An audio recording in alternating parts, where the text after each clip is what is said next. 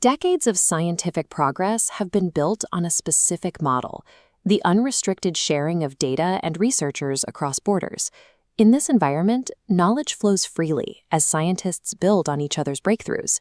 Nations invest heavily to fuel this ecosystem. Canada, for instance, recently backed a $29 million initiative to embed graduate researchers directly into commercial companies, while simultaneously pushing an $890 million federal strategy to build domestic AI supercomputing capacity. These highly funded environments operate as magnets for top minds. In Toronto, the University Health Network's Canada Leads program is currently recruiting 100 scientists from around the world to drive innovation in the life sciences sector. Democratic governments pour capital into these open research ecosystems because importing and empowering globalized talent is a primary driver of economic growth. But that model is colliding with a different set of priorities. Recently, a professor at Indiana University publicly defended a postdoctoral researcher deported on smuggling charges. Weeks later, multiple labs at the university were placed under a sudden federal lockdown, halting the work of dozens of scientists. The risks for individual researchers are increasing. In Iran, a 29-year-old aerospace engineer and leading scientific talent was executed over allegations of espionage for the CIA and Mossad, illustrating the extreme physical dangers now facing the international scientific community. Advancements in artificial intelligence and quantum computing have turned the open exchange of scientific data into a high-stakes security vulnerability. This chart illustrates the core of the problem: dual-use technology.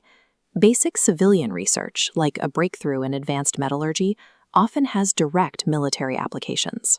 Following the military path on this chart shows how physical goods are diverted. Intelligence officers recently traced Quebec-made sniper rifles that bypassed export bans to reach Russian snipers in the field. Looking at the consumer side of the diagram, we see infrastructure risks. The European Union recently recognized that relying on Chinese-made solar inverters, critical, remotely accessible components, could expose their entire power grid to targeted sabotage. These examples show how basic science and commercial tech exports are actively manipulated to bypass traditional defenses.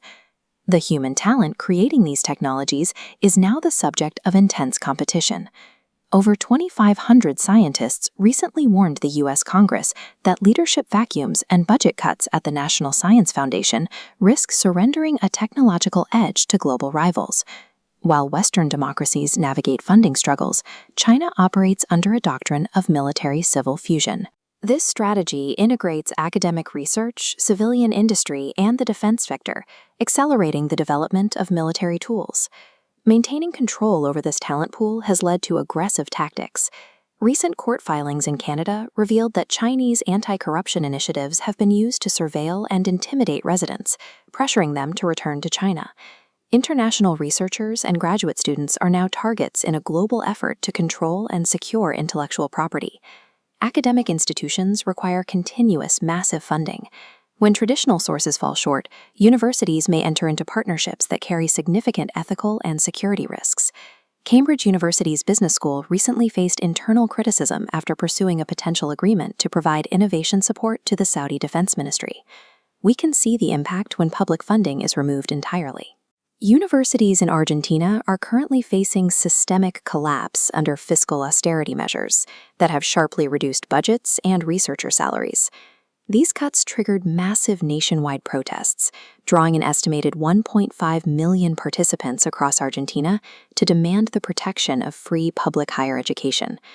Whether the pressure comes from domestic austerity or foreign reliance, financial instability forces universities into positions that can threaten their institutional independence.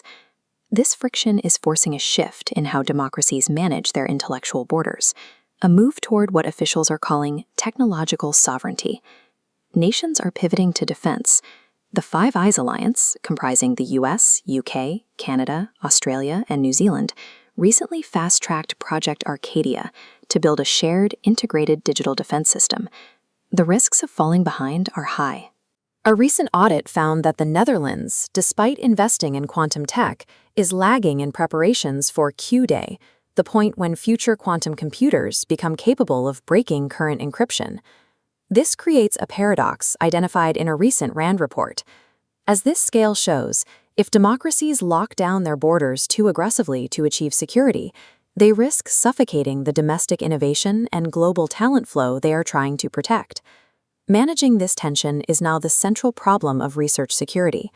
The challenge for modern institutions is building a system that can protect its discoveries from theft without choking the international collaboration required to produce them.